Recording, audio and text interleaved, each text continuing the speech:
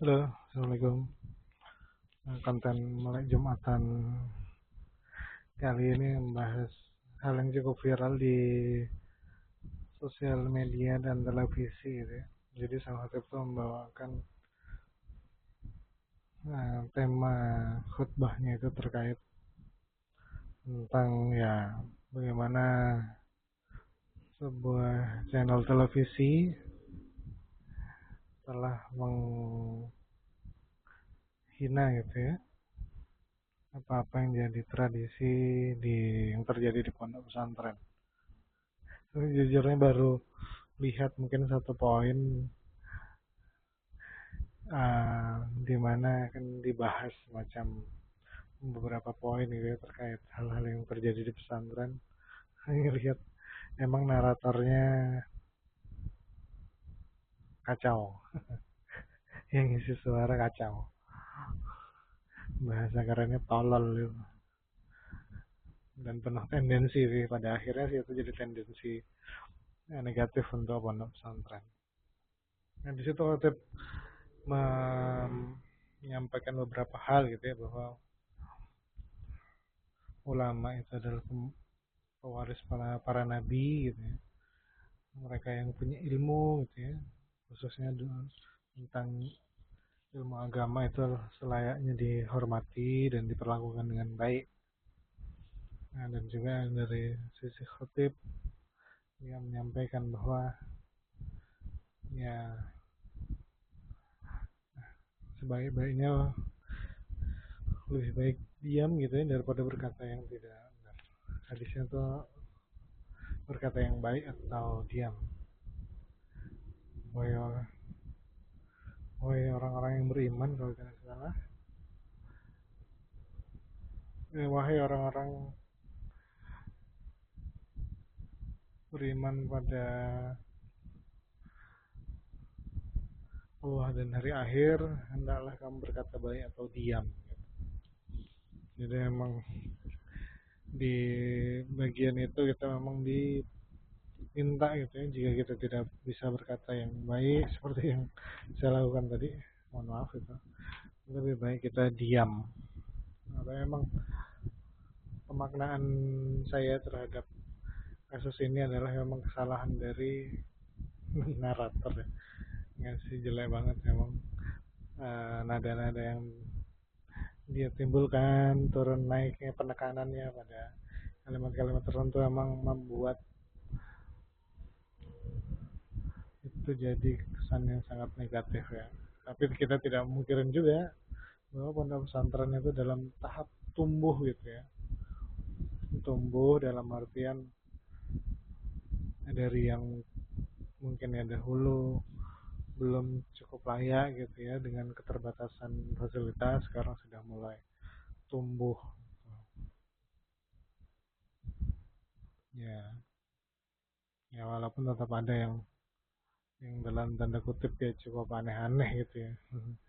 Apalagi beberapa yang khususnya sih yang mengklaim dirinya ustadz atau ulama gitu ya, padahal perilakunya bertentangan dengan apa yang diajarkan secara etika maupun memang kebiasaan yang diajarkan oleh Rasulullah SAW serta para sahabat dan tabiin seperti itu. Ya kita bisa lihat sebetulnya di pondok-pondok pesantren modern sekarang bahkan yang sudah berumur ratusan tahun itu juga sudah mengalami perbaikan-perbaikan gitu ya. Misalnya mungkin kayak kemarin sempat saya lihat ada yang menggelindingkan jeruk di atas tegel gitu ya. Sementara emang ya harusnya ya adab kita yang menyerahkan dengan baik gitu ya. Menyerahkan dengan baik makanan yang kita serahkan kepada anak didik kita. Terus juga ada yang makan di tikar plastik yang sebenarnya agak bahaya gitu kalau misalnya bahan plastiknya masuk ke dalam pencernaan. Ya tapi itu contoh-contoh mungkin yang minor yang bisa ya insya Allah lebih mudah lah untuk diperbaiki di masa yang mendatang seperti itu. Ya, semoga insya Allah sih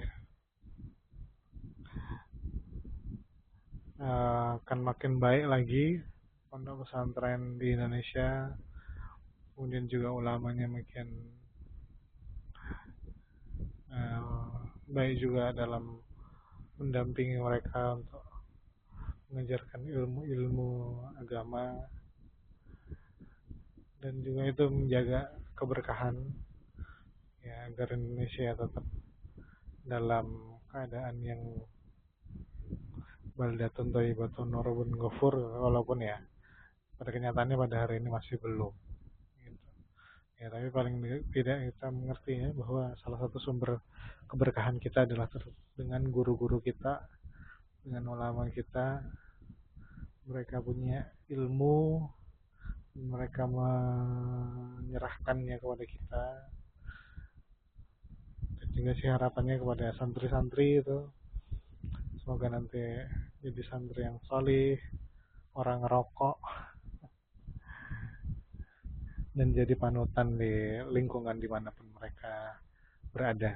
Kebetulan saya bukan santri, tapi saya punya ya cukup banyak kawan-kawan yang jadi santri semasa di kampus atau di sekolah yang secara output ya baik. Jadi saya berharap besar gitu terhadap pondok pesantren bisa melahirkan ulama-ulama seperti yang kita kenal yang sering saya ikutin adalah Gus Baha dengan kealiman beliau dan uh, kemampuan beliau menjelaskan agama ini dengan kapasitas otak-otak kita yang terbatas itu semoga bisa jadi itu semua dan bisa membawa kebaikan yang lebih luas dari lingkungan masyarakat sampai nanti di lingkungan negara dan semoga juga kita bisa mengabaikan segala bentuk sesuatu yang tidak sesuai dengan jiwa kemanusiaan kita ya. Nah, semoga kita bisa tetap teguh memegang bara kemanusiaan di tangan-tangan kita supaya kita tetap bisa tumbuh jadi orang yang punya empati dan kesadaran yang luas terhadap saudara-saudara kita yang tertindas dimanapun mereka berada, khususnya di Palestina sebagai salah satu kiblat kita dan kita berharap sekali buat di masa mendatang kita bisa salat di Masjidil Aqsa insyaallah. Assalamualaikum.